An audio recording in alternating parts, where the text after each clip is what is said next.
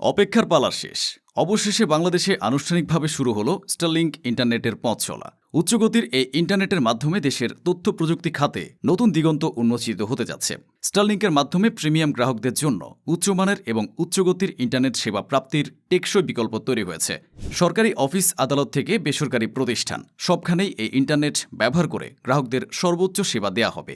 প্রাথমিকভাবে স্টারলিংক দুটি প্যাকেজ নিয়ে বাংলাদেশে সেবা চালু করেছে। এগুলো হলো স্টারলিংক রেসিডেন্স এবং রেসিডেন্স লাইট। মাসিক খরচ যথাক্রমে ৬,০০০ এবং ৪,২০০ টাকা নির্ধারণ করা হয়েছে। তবে সেবাটি ব্যবহার করতে হলে এককালীন ৪২,০০০ টাকা মূল্যের সেটআপ যন্ত্রপাতি কিনতে হবে। এই সেবায় নির্ধারিত কোনো ডেটা বা গতিসীমা নেই। স্টারলিংক ইন্টারনেটের পুরো প্রক্রিয়া তিনটি জিনিস গুরুত্বপূর্ণ: গ্রাউন্ড স্টেশন, স্যাটেলাইট ও রিসিভার অ্যান্টেনা। পৃথিবীতে অবস্থিত গ্রাউন্ড স্টেশনের মাধ্যমে স্যাটেলাইট নেটওয়ার্ক যুক্ত থাকে মূল ইন্টারনেটের সঙ্গে। স্যাটেলাইট থেকে সংকেত গ্রহণ করে তা ফাইবার অপটিক্স কেবলের মাধ্যমে যুক্ত ডেটা সেন্টারে পাঠিয়ে দেওয়া হয়। আবার ডেটা সেন্টারের সার্ভার থেকে ডেটা এনে তা স্যাটেলাইটে পাঠায়। এসব স্যাটেলাইট পৃথিবীর গ্রাউন্ড স্টেশন ও অ্যান্টেনার সঙ্গে যেমন যোগাযোগ রাখে, তেমনি নিজেদের মধ্যে সার্বক্ষণিক সংকেত আদান প্রদান করে। এভাবে গ্রাহকের চাহিদা অনুযায়ী দ্রুততম সময়ের মধ্যে কাঙ্ক্ষিত তথ্য হাজির করে। ধরা যাক আপনি স্টারলিংকের স্যাটেলাইট ইন্টারনেট ব্যবহার করছেন। নেটফ্লিক্সে কোনো মুভি দেখার জন্য ঢুকলেন। মুভির ভিডিও ফাইলটি নেটফ্লিক্সের সার্ভারে রাখা।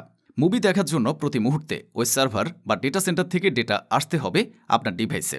সার্ভার যদি পৃথিবীর আরেক প্রান্তে হয়, তাহলে স্বাভাবিকভাবে ডেটা আসতে কিছুটা বেশি সময় লাগবে। কতটা সময় লাগছে তাকে বলা হয় লেটেন্সি। অর্থাৎ এক্ষেত্রে লেটেন্সি কিছুটা বাড়বে। আরও সহজ করে বললে ডেটার গতি কমে যাবে। কিন্তু সার্ভার যদি আপনার আশেপাশেই থাকে, তাহলে লেটেন্সি কম হবে, বাড়বে গতি। কথা চিন্তা করে বড় বড় প্রতিষ্ঠানগুলো পৃথিবীর বিভিন্ন প্রান্তে ডেটা সেন্টার বানিয়েছে।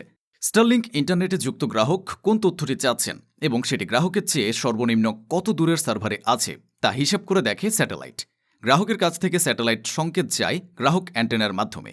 স্যাটেলাইট সবচেয়ে কাছের সার্ভার খুঁজে বের করে সেটার কাছাকাছি থাকা গ্রাউন্ড স্টেশনে পাঠিয়ে দেয়।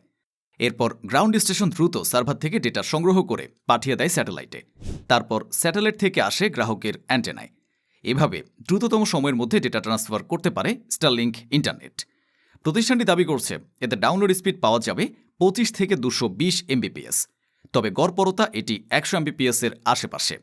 বাংলাদেশে স্টারলিংক ইন্টারনেটের গতি যাচাই করে দেখেছে ইন্টারনেটের গতি পরীক্ষা ও বিশ্লেষণকারী যুক্তরাষ্ট্র ভিত্তিক প্রতিষ্ঠান ওকলা। গত জানুয়ারিতে করা ওই পরীক্ষায় মোবাইল ইন্টারনেটের গড় গতি পাওয়া গেছে ৪০ এমবিপিএস এর কিছু কম। আপলোডের গতি ছিল প্রায় ১৩ এমবিপিএস। অন্যদিকে ব্রডব্যান্ড বা রাউটারের মাধ্যমে যুক্ত স্টারলিংক ইন্টারনেটের ডাউনলোড ও আপলোড গতি ছিল যথাক্রমে ৫১ ও ৪৯ এমবিপিএস। স্টারলিংক ইন্টারনেটের আরেকটি যে অংশ গ্রাহকের কাছে থাকে সেটি রিসিভার অ্যান্টেনা।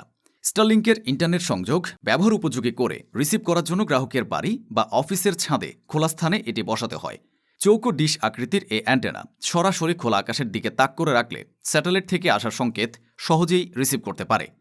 দেশের বিভিন্ন জায়গায় এখনও ফাইবার পৌঁছায়নি। মাত্র ৩০% মোবাইল টাওয়ারে ফাইবার আছে। এ অবস্থায় মোবাইল কোম্পানিগুলো যে সেবা দান করে সেটা মাইক্রোওয়েভের মাধ্যমে করা হয়, যা লো ক্যাপাসিটির। দেশে এখনও হাজার হাজার মোবাইল টাওয়ার আছে যা শুধু ৩০০ এমবিপিএস এর কোন একটা ব্যান্ডউইথ দিয়ে একটা মোবাইল টাওয়ার সচল রাখে ডেটা ইন্টারনেটের জন্য। সেই ডেটা ইন্টারনেটটা কয়েক হাজার গ্রাহকের কাছে বিক্রি করা হয়। স্টারলিংকের ক্ষেত্রে মাত্র একটা সেটআপ বক্স দিয়ে এই সমস্যাটার সমাধান হবে। একজন উদ্যোক্তা যদি ৪৭,০০০ টাকার স্টারলিংকের একটা সেটআপ বক্স কিনে, তো তিনি উচ্চগতির ইন্টারনেট ব্যবহার করতে পারবেন। এটা ব্যবহার করে সংসদ ভবনে কিংবা উপদেষ্টার বাসভবন বা অফিসে যে স্পিডে ইন্টারনেট ব্যবহার করা যায়, ঠিক একই স্পিডে দেশের প্রত্যন্ত ও দূরবর্তী অঞ্চল যেমন পার্বত্য অঞ্চল, হাওড়া অঞ্চল কিংবা বনাঞ্চলে যে কোনো গ্রাহক উচ্চগতির ইন্টারনেট ব্যবহার করতে পারবেন। স্টারলিংকের একটি লোকাল গেটওয়ে থাকবে। এর কমার্শিয়াল টেস্ট রান ও গ্রাউন্ড টেস্ট চলমান। এ সকল কার্যক্রম সম্পন্ন করার জন্য স্টারলিংক কোম্পানিকে ৯০ দিনের সময় দেওয়া হয়েছে, যার ১০ দিন গত হয়েছে। অতিবাহিত হলেই তাদের লোকাল গেটওয়ে বাধ্যতামূলক হিসেবে ব্যবহার করতে হবে। এর ফলে জাতীয় নিরাপত্তা বিঘ্নিত হওয়ার কোনো সুযোগ নেই। পাশাপাশি ডিভাইসের ক্ষেত্রে রেট, ভ্যাট ট্যাক্স আছে, তাই ডিভাইসের বিষয়ে এনওসি লাগবে। যোগাযোগ প্রযুক্তির বিচারে বিশ্বের সর্বাধুনিক প্রযুক্তি ব্যবহার নিশ্চিত করতে চায়।